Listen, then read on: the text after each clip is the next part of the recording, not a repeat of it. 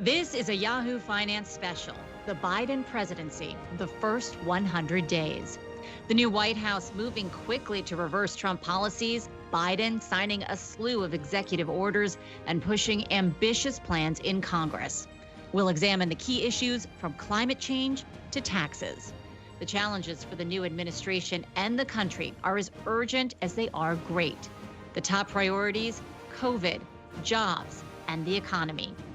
Biden and Harris also under pressure to deliver on a long list of election promises, including health care, education, immigration, foreign policy, climate change, and police reform. An effective majority in Congress may speed the plow, but the way forward isn't certain. Join us now for this Yahoo Finance special, the Biden Presidency, the first 100 days.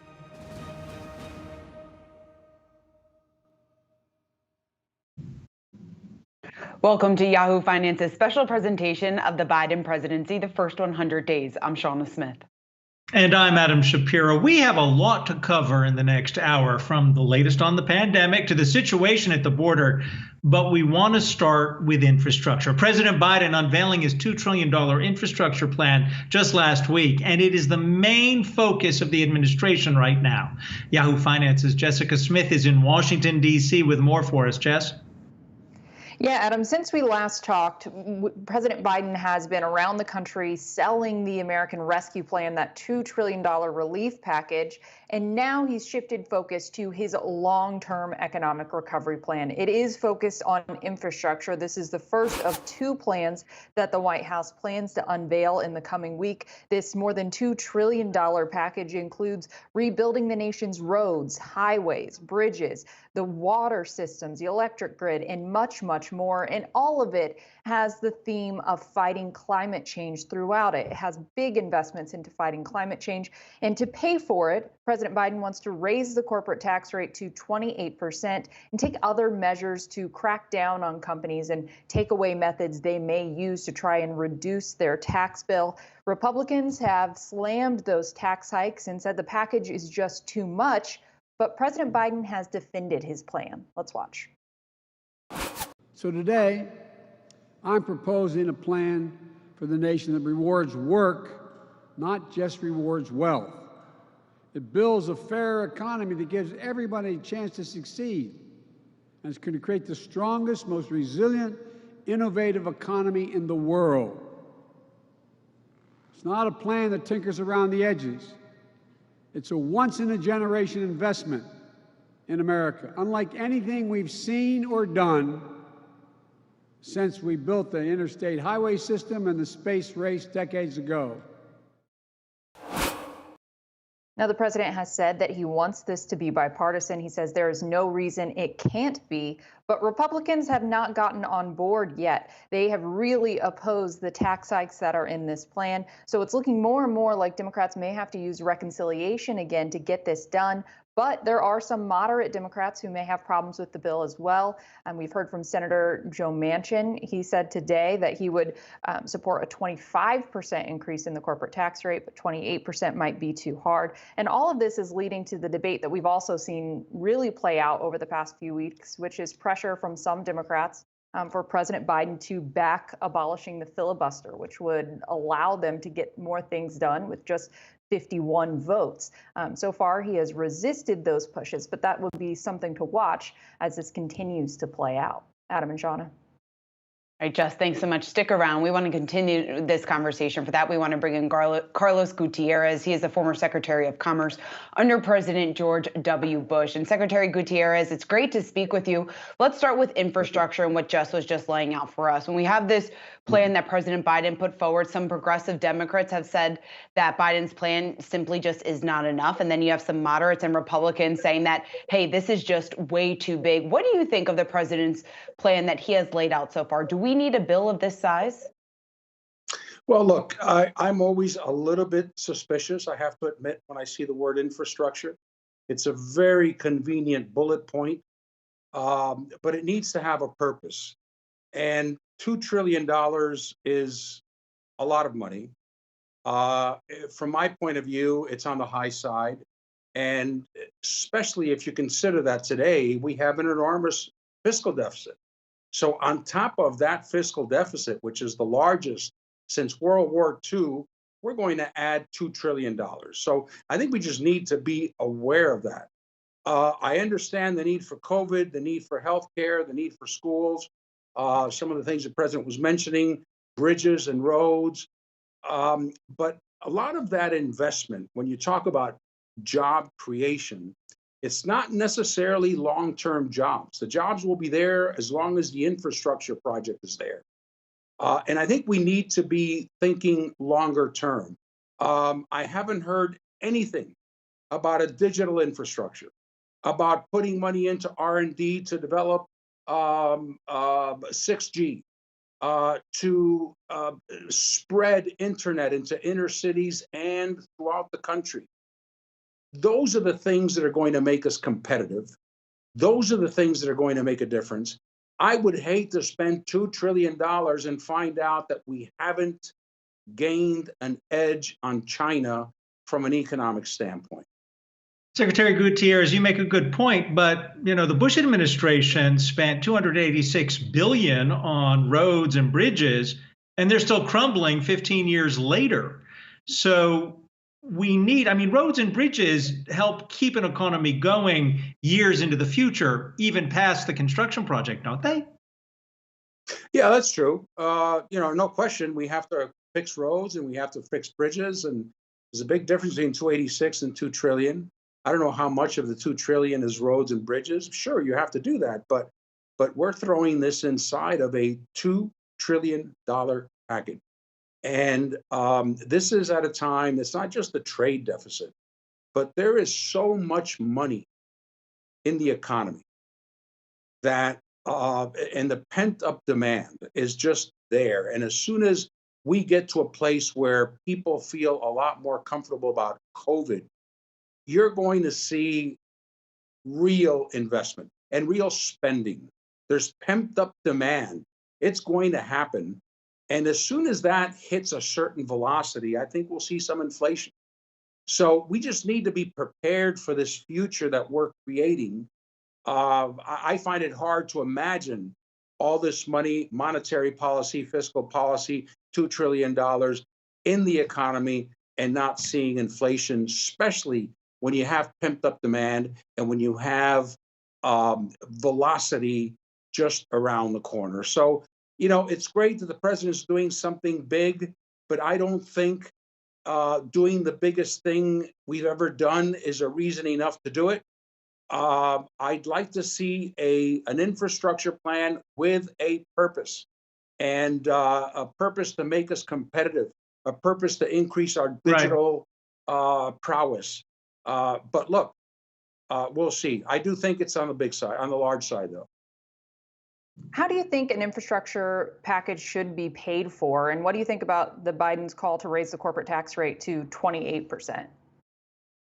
Well, look, we've had experience with increasing taxes. Most of the time, it's held back growth. I think we do have the advantage of tailwinds because of how static we've been during COVID. So maybe we can get away with it. And I hope that's as far as it goes. But he's talking about other taxes. So, at this point, it just seems pretty normal, tax and spend. And I think we need some political innovation.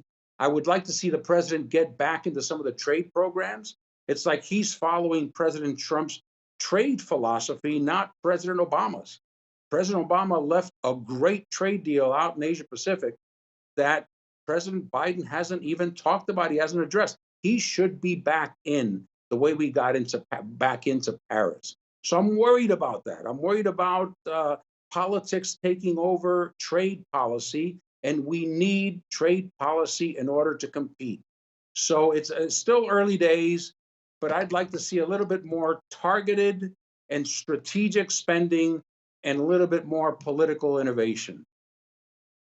And Secretary, speaking of that, I want to talk a little bit more about trade and investing in China, because When we think about what President Biden has put forward so far, he has said that he will use all available tools to fight China's unfair trade practices. Let's listen to what he has recently said when it comes to trade and China. I see stiff competition with China. China has an overall goal, and I don't criticize them for the goal, but they have an overall goal to become the leading country in the world, the wealthiest country in the world, and the most powerful country in the world. That's not going to happen on my watch, because the United States is going to continue to grow and expand. Secretary, you've been involved in trade talks with China. What should Biden's strategy with China be? And do we need to come up, or I guess, does he need to change his approach from what the Trump administration did with their approach with China? Yeah, no question. I would say two things. One is whatever he wants to tell China, and he should tell China everything he needs to say, everything he wants to say. He should do it in private. We should not be negotiating in public. It doesn't work, and especially doesn't work with China. The second thing I would say is up until now, our strategy has been to stop China from achieving their strategy. So we're going after their Belt and Road Initiative. We're going after Huawei. We're going after other Chinese companies. I think we need our own strategy. And that's why I'm saying this infrastructure bill should have a purpose. And I believe that that purpose should be to increase our competitiveness. Another way is going back to TPP. We need to be in TPP, because if not, we're essentially turning over access to Asian countries to China and others. And China is going to write the rules for trade in Asia. They're going to regionalize Asia. We have the opportunity of signing and getting right back in an agreement that's already been negotiated and is a great agreement. President Trump took it out, I think, a few days after he was elected. I'm not sure he understood what was in there. But to take China on without the leverage of being in TPP, I think is another, faulty way of thinking. So we need to think strategically. We need to have our own strategy, and that goes beyond, a $2 trillion stimulus plan that has a lot of different things in it. I'd like to know the strategy. We need our strategy. It's not just about blocking China. We appreciate your input. Secretary Carlos Gutierrez, former Secretary of Commerce under President George W. Bush. All the best to you, sir. When we come back, we're going to continue with trouble at the border. We're going to speak with former Homeland Security Secretary Janet Napolitano about President Biden's immigration policy next.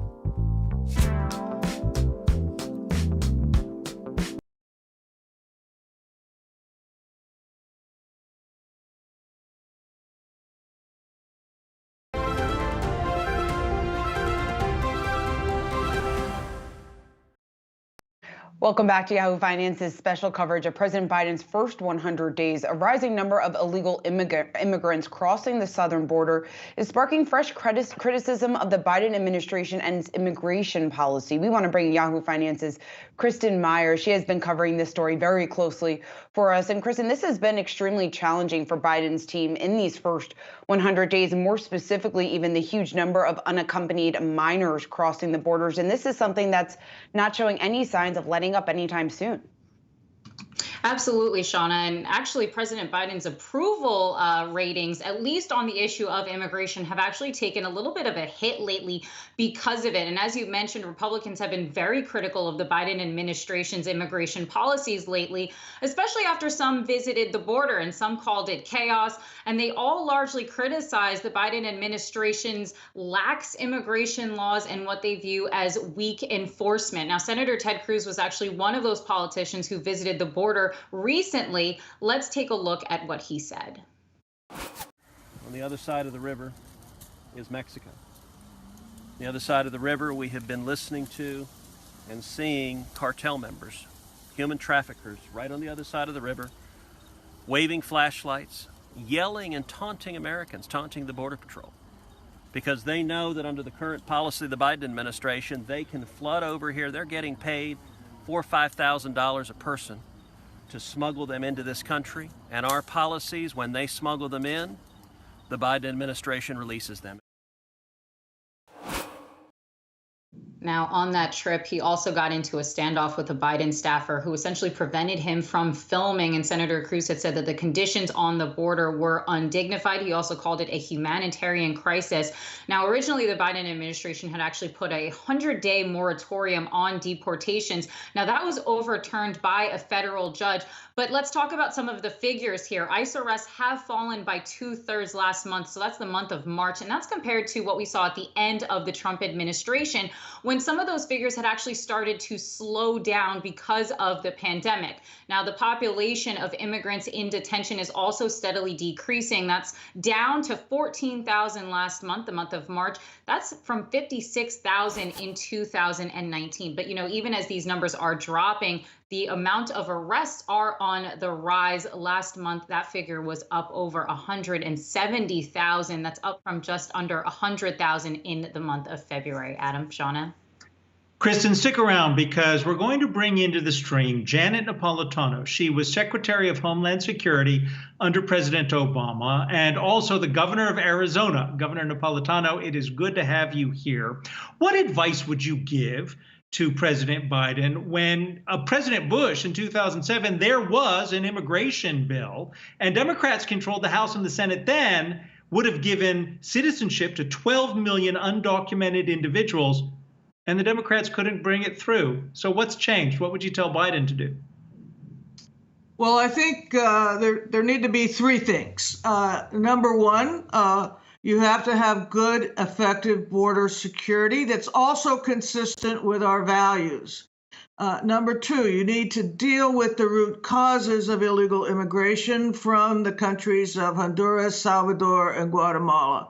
And then number three, you need to do exactly as he has done, which is put a comprehensive immigration reform proposal before the Congress so they can grapple with this issue, which has been frustrating our country for far too long. Governor, why are we in this position? I mean, this isn't the first time we've seen a wave of migrants crossing the border in the past several years. So why are we in the position that we are in today, just 75 days into Biden's presidency? Well, I think there are a lot of causes. Some of them are the root causes of immigration that I just described from the countries of Central America.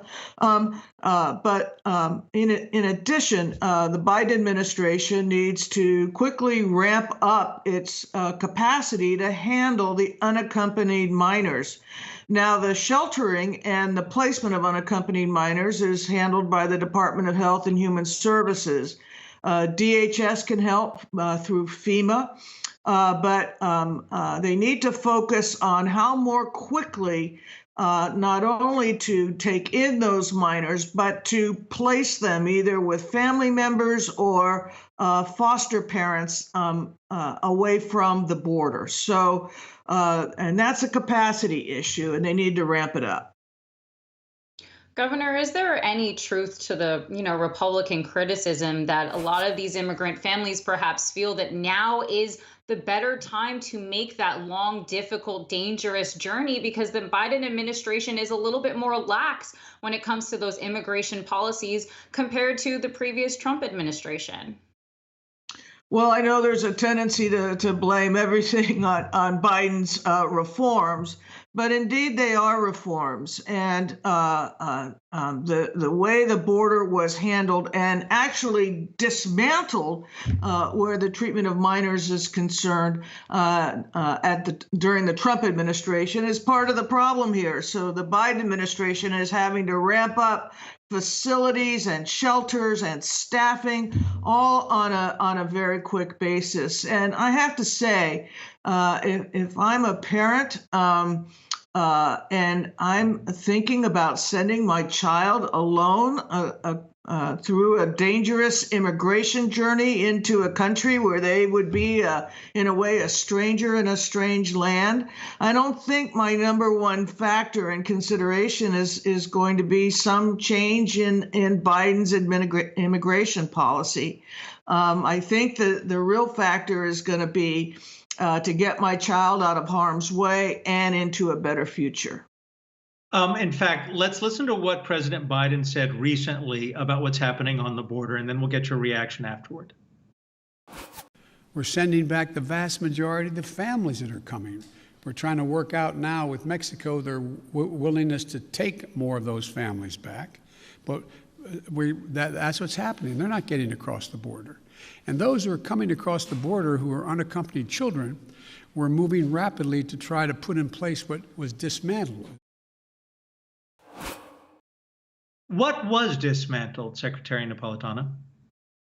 What was dismantled was the entire network of shelter capacity, and staffing at the border so that those unaccompanied minors could be dealt with humanely, that their asylum cases could be taken in, calendared, scheduled, and so that they could be quickly placed with either family members or foster parents in locations away from the border.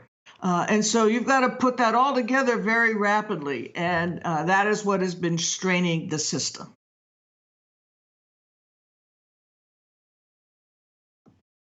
Governor, I just wanted to ask you one last question here. You know, the Mexican Migration Project has been studying immigration since 1987, and that's the most comprehensive study that's being done on this subject. And what they found was that tighter border controls actually backfired because people chose to stay because they couldn't go back and forth across the border as easily as they once did. Knowing that, then, what is the best solution for solving this immigration crisis? I know you touched on it just a little bit ago to Shauna's question, but knowing that, then, how should we move forward? You know, part of comprehensive immigration reform is to have a better way to handle legal migration and to increase the avenues for legal migration, including seasonal migration. I come from Arizona, as you noted, and our communities around the border and even north of the border, workers migrated back and forth. And I think the Mexican Immigration Project is correct that tightening up the border just served to keep undocumented migrants in the country, as opposed to respecting the seasonal flows of a true labor immigration practice. Governor Napolitano, it's always great to speak with you. Thanks so much for joining us today. And of course, our thanks to Kristen Myers as well. Coming up next, our interview with Dr. Anthony Fauci and the latest on America's battle with the coronavirus pandemic. We're back with that in just 2 minutes.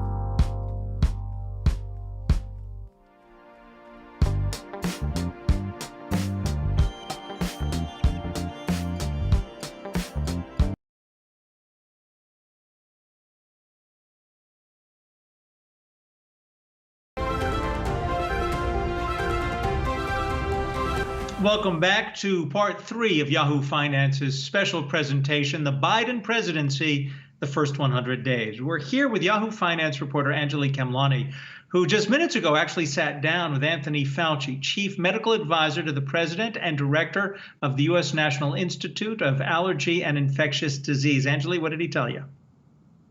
That's right, Adam. We had a wide-ranging interview about basically the update on how the economy is faring, how the country is faring as it relates to the coronavirus pandemic.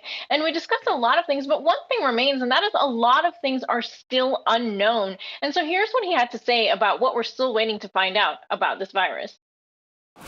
When we had the peak that we had this past winter following the Christmas and New Year's holiday, then the cases came down precipitously, but unfortunately they plateaued before getting down to the very low level that we would have liked them to have gone to. And they plateaued at a level that was somewhat concerning, because when you get to a level of 20, 30, 35, 40,000 cases per day, there is the danger that you will have a surge, because we've seen that with previous surges where you plateaued at a high level. We've seen that in Europe, which is usually about 3 to 4 weeks ahead of us in the dynamics of the outbreak. They went up, came down, plateaued at a high level, pulled back on their public health mitigation methods, and then they began to get a surge, which is what we do not want to see. But if you look at the pattern, over the last several days, we've gone up to the point where we are now at about 60,000+ new cases a day. That is a precarious situation to be in. One of the things in our favor is that we're having a very successful rollout of vaccines. We've now have over 50,000 people in the country are fully vaccinated. Over 100,000 have received at least one dose. And we're averaging between 3 and 4 million vaccinations per day. So the way I look at it, it really is kind of a race between the implementation of the vaccines and the danger or not of there being a bona fide surge where you speak up. We're seeing it doing this. Hopefully, the protection that's afforded to the community by the vaccinations will blunt any surge that is reminiscent of the previous surges that we've had, which were really quite steep in the incline of the surge. So the next few weeks are going to be critical. On that note, we know that right now there are increasing guidance for traveling, both on cruises and on flights, opening it up for those who have been fully vaccinated. But what we see globally is still a scenario of not enough vaccinations and countries still closing their borders to the U.S. Do you anticipate that maybe other countries will follow suit on this rule of fully vaccinated individuals being allowed to move more freely? Well, I think that certainly is going to be a pattern you're going to see globally. I mean, the more people that get vaccinated and the greater the proportion of vaccinated people in society, you're going to see the level of infections go way down. That's just going to be a natural consequence of getting a lot of people vaccinated. We're going to see that in the United States. We're doing very well. As I mentioned, each day that goes by, you have another 3 to 4 million people vaccinated.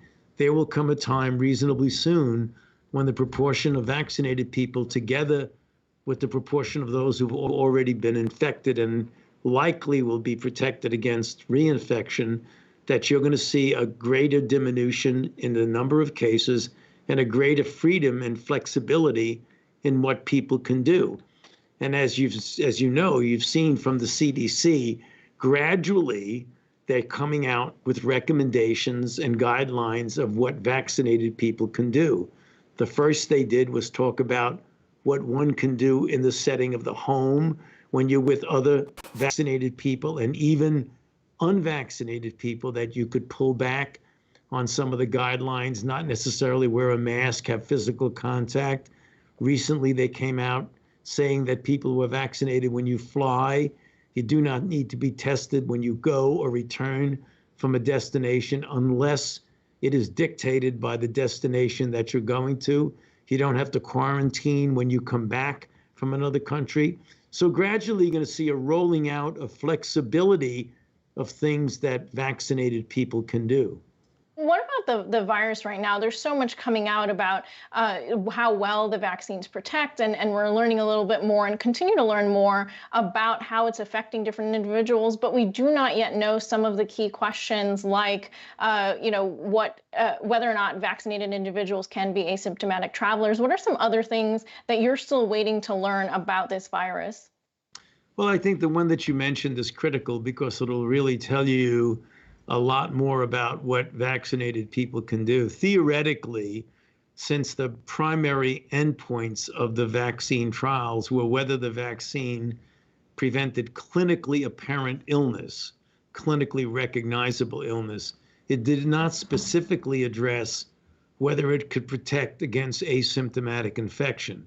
That being the case, it is conceivable and theoretically possible, and perhaps in reality possible, certainly, that an individual could be infected while vaccinated, not know it because they don't have any symptoms, and inadvertently spread the infection to someone else, which is the reason why that the CDC still recommends wearing masks after you get vaccinated. However, having said that, as more and more data become available, and as we get information from the long-range follow-up from our clinical trials, it's becoming more and more apparent that vaccinated people have a much lower incidence of getting infected in an asymptomatic way than people who are not vaccinated. And even as important or more important, the level of virus in their nasopharynx, if they do develop a breakthrough infection, is considerably lower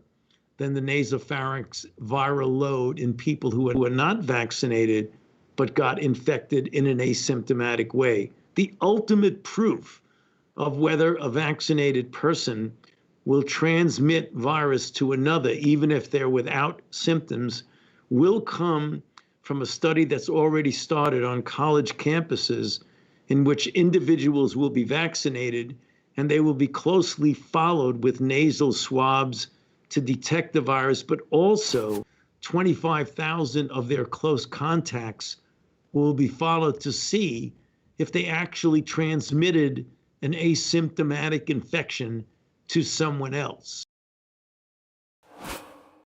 So as you can hear, a lot of information about what to expect and what we already know, but still so much left to learn about how this virus has been affecting everyone. Back to you guys. Yeah, Andrew, real quick, I mean, it was very interesting what he was saying just about the fact that, yes, it's encouraging that these numbers have plateaued, but there's still a lot of reason to be concerned right now. We could potentially still see a surge here over the next few weeks. He went on to say that the next couple of weeks remain very critical. I'm curious, did he say anything about returning to work and when he sees it as safe, that people could safely return to work, what that case level would look like?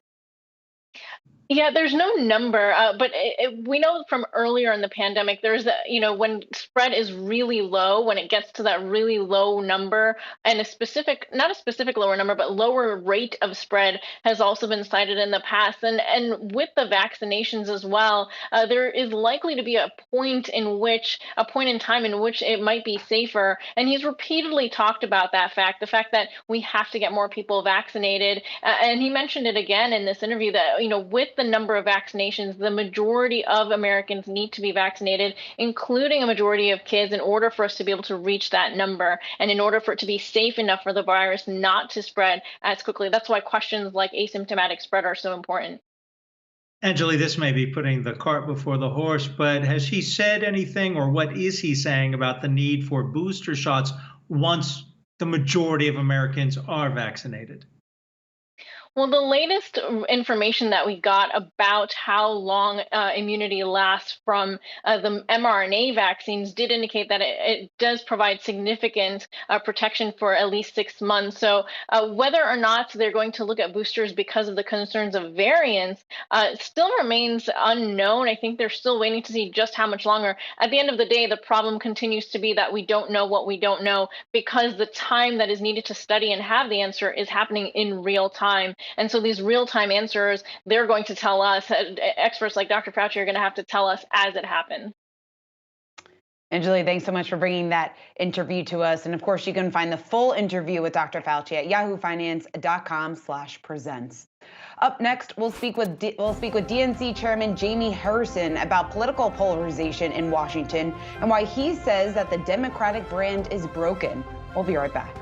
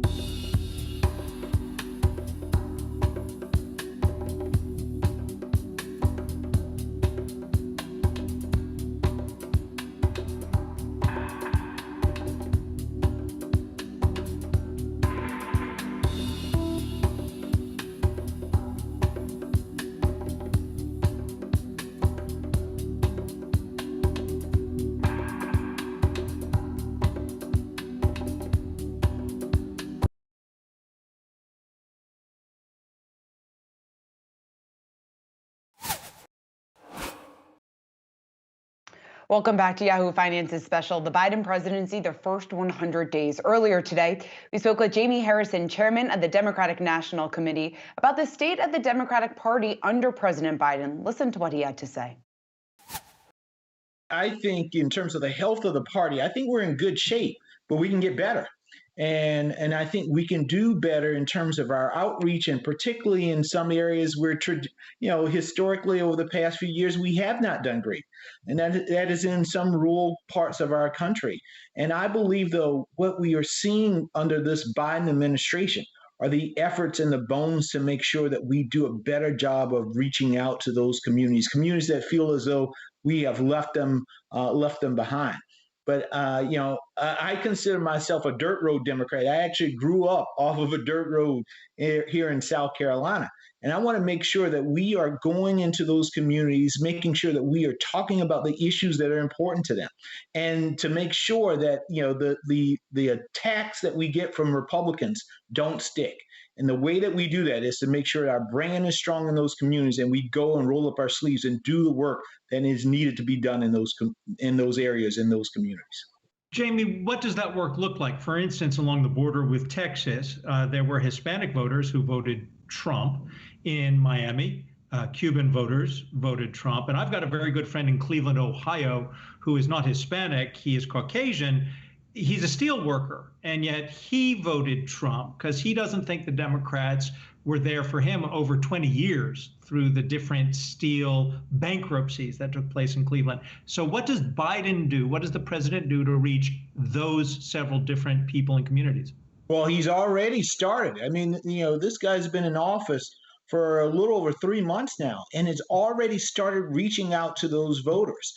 When you think about it, look at the American Rescue Plan. This is a plan that put money in pockets people in jobs, vaccines and arms, kids in school. It actually impacted the bulk of the resources in this bill went to folks under $75,000. Now, compare that and contrast that to the big bill that passed under the Trump administration, almost the same size. But the bulk of the resources in that bill went to the top 5% of Americans. And so President Joe Biden has already demonstrated to many of the folks in the communities where there's economic anxiety about whether or not they will have jobs, anxiety about the health care and the schools for their kids. He's already indicated that I'm focused on you. I'm focused on addressing the issues and the challenges that you and your families are facing. And we're going to continue that with this infrastructure plan that is coming down the pike, continuing focusing on the issues that are important, the bread and butter issues that are important to the American people. And I think that's how we begin to change the narrative and to show people, not just to tell them, but to show them through direct action that this is a different Democratic Party and this leader is focused on making sure that they and their families can live the American dream. Jaime, when you're talking about that, there are still, though, divisions amongst Democrats. We saw that when we were talking about the COVID relief bill recently that was passed. There's differences over whether or not minimum wage should have been included and, of course, how to go about addressing that issue. Is this something that needs to be addressed when we talk about unifying the party and everyone coming together and working on common ground? Listen, we will continue to work on the issues and the values that hold us together. And listen, we believe that the minimum wage has to be increased. I think the last time the minimum wage was increased was when I was a staffer on Capitol Hill running the whip operation for Jim Clyburn, and that was back in 2007. I had a lot more hair then. It is far time for us to increase the minimum wage. Now, the thing is, there are differences. There are differences within the Democratic Party and between Democrats and Republicans. But I believe in the end of the day, we can find some common ground to make sure that we move forward. I often say that, the paths may be different, but hopefully the destination is the same. How can we make this a better country for all of her people? And so minimum wage, student loan issues, and all of these issues are really, really big issues that so many Americans, Democrats and Republicans, are struggling with. And I think we need to figure out and find some way, some common ground to move forward. Jaime, speaking of some issues here that are certainly important to many people, let's talk about H.R. 1 and the voting rights, because we've heard from a number of lawmakers on both sides of the party, either supporting it or against it. Talk to us just about where you stand and why you think it's so important that something like H.R. 1 is passed. Well, H.R. 1 and S1, along with H.R. 4, so H.R. 1, S1 for the People Act, H.R. 4, which is the John Lewis Voting Rights Act, these are crucial pieces of legislation. And why did I say this? It's crucial because now we hear that there are 300 plus pieces of suppressive voting bills in 47 states across this country. Listen, I often tell a story of my grandfather who grew up here in South Carolina. One of the last things that I did with him before he passed away in 2004 was to vote. I remember my grandfather sitting on the porch and he telling me that he could not always vote in South Carolina and that he was not always considered a whole man here in South Carolina. But the admonition that he gave me, he said, Jaime, never let anybody tell you that you don't count. Never let anybody tell you that you don't matter. These bills are the grandchildren of Jim Crow. These are efforts in order to suppress the vote because we have seen this resurgence of voting, particularly in communities of color, particularly with younger voters. And, what bothers me is that voting should not have to be a partisan thing. I would love to see 100% voter participation. And that means you can vote Democrats or Republicans. That's because I'm confident in the Democratic Party and our candidates and our ideals to be able to get into the arena and have a debate and actually win it. But what you see from the Republican Party right now is just, it's mind-blowing because they're trying to find every way that possible to keep people from the ballot box. It's sad when we send our sons and daughters overseas and they risk their life and their limbs just to get democracy and the right to vote in other countries. But we got people in this country who are trying to take away the most sacred right that we have as American citizens. And it's not right, and we aren't going to stand for it. We're not going back. And Adam, Jaime Harrison really reiterating the importance there of HR1, something that you and I have talked about a number of times here on Yahoo Finance. But also what I felt really interesting were his comments when he was talking about the damage that's been done to the Democratic brand and what he thinks needs to be done over the next 2 years and over the next 4 years during Biden's presidency to address this. The one thing he brought up is, of course, reaching out to rural parts of the country, places that he felt have been left behind by the party. That's why I asked him that question about voters in Texas, Florida, and in, say, Cleveland, Ohio, and I don't think he answered it 100% in that the Democratic Party, if you go back to someone my age, we were alive during the Reagan Revolution, in which the message was, don't rely as much on the government, self-sufficiency, rely on yourself. Now you see the commentators saying we're going back to rely on the government. But I'm not so sure if my buddy who works in a steel mill in Cleveland, Ohio, is going to buy that message. I'm not so sure my Cuban relatives in Miami, through my stepdad, are going to buy that message. So there's a lot of rebuilding to do, especially when you look at the Republicans becoming the party of labor.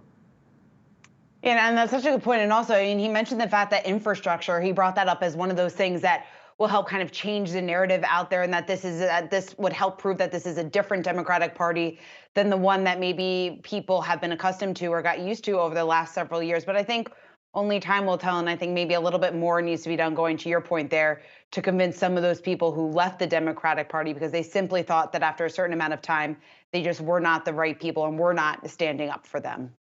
I did like him pointing out that the last time the minimum wage was raised, he had more hair. That was a pretty good point there. Okay, coming up, looking ahead to day 100 under President Joe Biden, Rick Newman will join us with his Bidenomics report card and explain why the stock market continues to perform better than past administrations.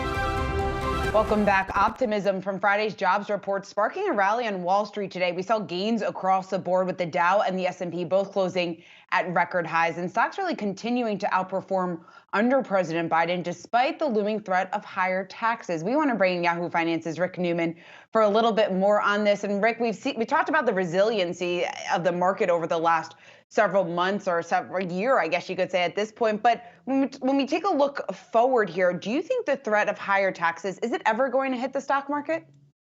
It certainly hasn't yet. And I think this is an elemental question for our audience. Is this going to drag down stock prices or not? So far, what's happening? I ran the numbers today, Shauna.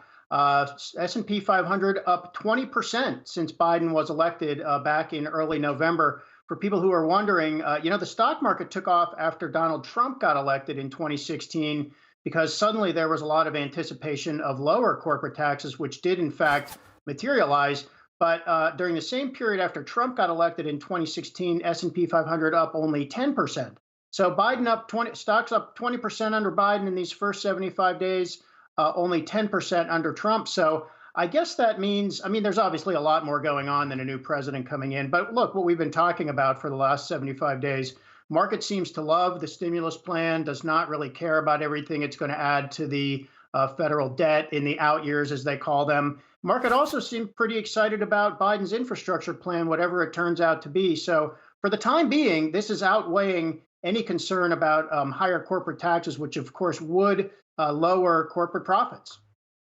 Regarding higher corporate taxes, it would seem the most powerful man or person in Washington, D.C. is Senator Joe Manchin, who today said not going to go for 28%, maybe 25%. My question to you, Rick, is, does it really matter? Does any corporation even pay 21% with all the deductions and the write-offs they get? I think it does matter. First of all, it does matter politically. So 28% is Biden's ask, if you will, his opening bid. And when Biden was elected and he really got serious about putting this before Congress, I think he probably knew he might not get 28%. He might get 25% or 26%. And because Democrats only have a one-vote majority in the Senate, that's why Joe Manchin, who's a centrist, almost Republican on a few policies, fairly conservative, that's why his vote is so important. Also, Senator Kristen Sinema from Arizona and John Tester from Montana, they're also pretty close to Manchin. So they are the new kingmakers. But you're right. It used to be Jay Powell, the Fed chair, was the most important person regarding the economy. And now it does seem to be Joe Manchin. There will be companies for which, the difference between a 25% rate and a 28% rate, that is going to ding, the profit margins a little bit. And if stock values are a measure of future returns, as we think they are, if it's just numerical, sure, it will affect markets a little bit. But something's always, pushing stock prices down, or at least pushing in that direction. And of course, what matters is the overall impact. And so far, it has just been great for the market. Yeah, and Rick, talking about how great it's been for the market. The Biden cabinet officials, they have been touting the recent econ data that we've gotten, the stock market's performance, I guess more so the econ data.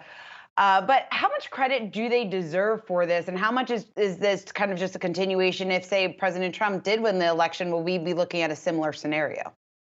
I think there are two answers to that. And we faced the same question with Trump a lot because the economy was pretty good under Trump. First of all, most presidents get way too much credit or blame for what happens to the economy under their watch. So that's the first answer. And the second answer is it doesn't matter because voters, when they go to the polls, and they will go vote again in 18 months from now, perhaps in the 2022 midterm elections. That by and large, as it generally has been when we have not been at war, voters typically reward or punish the incumbent president for the state of the economy and how good they feel about their own prospects. So that is going to be the case for Biden in 2022. And even though he's not running, there's a real chance Democrats could lose either the House or the Senate or both. So the state of the economy really matters so that Biden can tell voters and his fellow Democrats in Congress can tell voters in the fall of 2022, look, you're a lot better off than you were 2 years ago. Why would you want to mess this up? And I think that is the message we're likely to hear by the time we get there. Rick, but we heard from Jaime Harrison that not everyone is better off. Here's what Marty Walsh, the labor secretary, said. As far as black people and people of color, is opportunities for people to get jobs. I spent the last 7 years as mayor of Boston, and anytime we talked about unemployment, we would, whatever the unemployment rate was, we would double it for communities of color, in particular Black, Latino, the Black and Latino community, and that's always been a problem. That's a challenge, and in the American Jobs Plan, President Biden intends to address some of that. Will he be successful, Rick?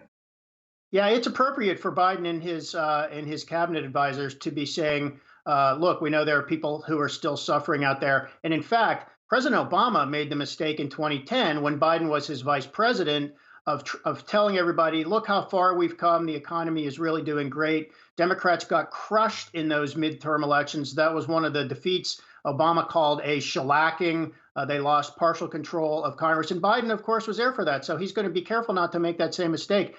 Personally, my best guess is the economic story is going to be pretty good a year and a half from now. It looks like we are going to see a job boom over the next few months for sure. Obviously, the end of the pandemic is coming into view and people are excited to get out and spend money. So are we going to get to the overheating phase that we've been talking about? Is inflation going to materialize? Is the Fed going to have to take the punch bowl away and raise rates sooner than predicted? I mean, I'm very interested to see how this plays out. We've never had this much fiscal stimulus, probably infrastructure spending coming when arguably the economy is already back on its way to recovery. So is this all going to look as rosy as we think it might in 18 months? I hope so for the sake of the country, but who knows?